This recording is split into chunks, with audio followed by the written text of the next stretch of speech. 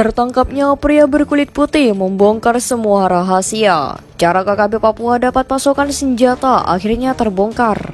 Negara tetangga Indonesia ini sumber utamanya. Dilansir dari gri.id,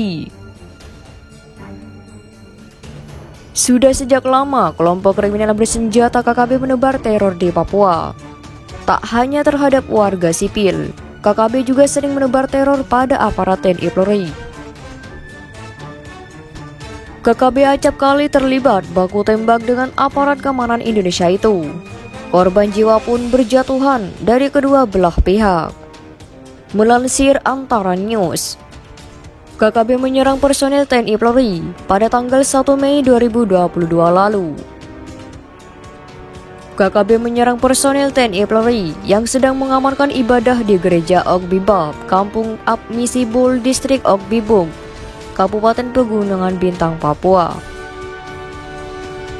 Dalam insiden itu, dua anggota TNI Polri yang mengalami luka tembak.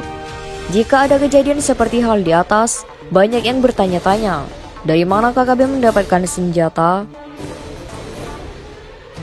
Adakah jaringan internasional yang masuk hingga ke Papua sehingga mobilisasi peralatan perang terus terjadi? Apakah sindikat perang internasional itu menjangkau wilayah pedalaman sehingga akses penyelundupan senjata demikian mudah? Jawaban atas pertanyaan ini memang tak semudah membalik telapak tangan.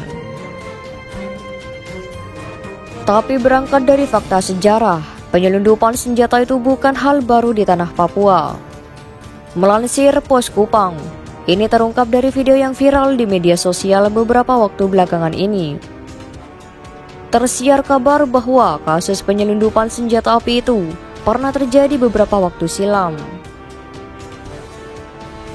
Bukan hanya senjata api yang berhasil diselundupkan ke tanah Papua, tapi pelatih berkebangsaan asing pun menyusup masuk ke daerah itu.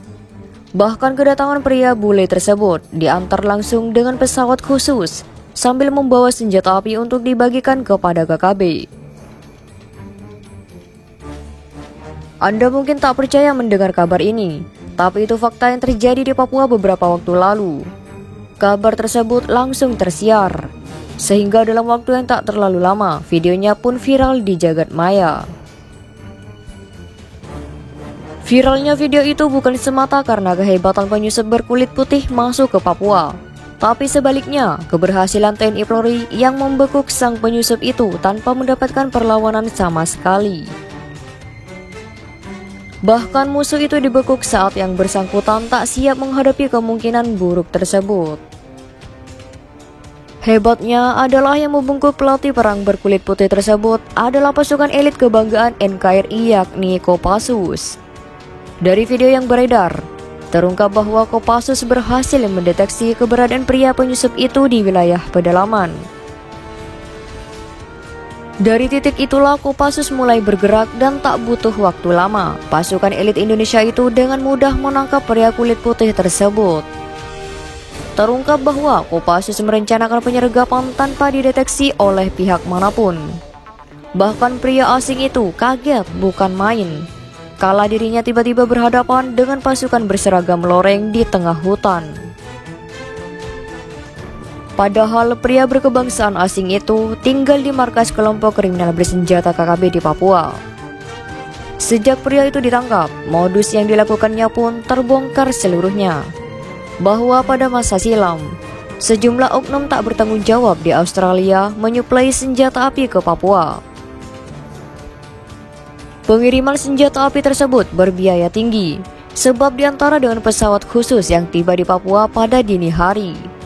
Dari video yang beredar, senjata api tersebut diisi dalam beberapa kotak senjata yang berukuran besar. Ketika pesawat bermuatan senjata selundupan itu tiba di Papua, beberapa anggota KKB terlihat telah menanti di lokasi helipad. Makanya sesaat setelah helikopter mendarat, beberapa pria langsung mengambilnya langsung dari dalam pesawat. Ketika peti senjata itu hendak diturunkan dari lambung pesawat, beberapa pria telah siap menerimanya. Begitu juga ketika peti kedua yang bermuatan senjata api diturunkan, kotak itu pun langsung diterima di pintu pesawat. Terbetik kabar bahwa penyelundupan senjata itu telah dilakukan berulang kali ke Papua. Lantaran kasusnya terus terjadi, sehingga kabar itu sampai juga di pendengaran Panglima TNI. Berdasarkan informasi tersebut, Kopassus pun diterjunkan ke Papua untuk memberangus tindakan tak bertanggung jawab itu.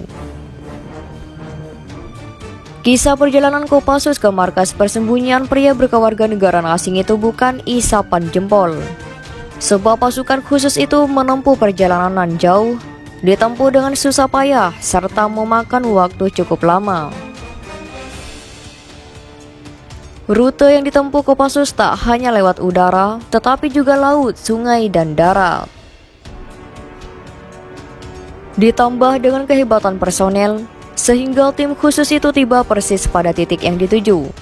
Detik-detik kehadiran Kopassus itu mencuri perhatian netizen, karena tiba pada waktu tengah malam, saat semua makhluk telah pulas tertidur. Dalam situasi itulah, pria berkebangsaan asing tersebut diciduk. Ia ditangkap saat tertidur pulas. Sejak pria itu ditangkap Kopassus, sejak itu pula Australia menghentikan seluruh pengiriman senjata api ke Papua. Bahkan sejak itu pula, Australia tak melakukan lagi tindakan pelanggaran hukum, baik mendistribusi senjata api maupun tindakannya lainnya di tanah Papua. Sekian dan terima kasih. Jika ada salah mohon maaf. Jangan lupa like, komen, dan subscribe.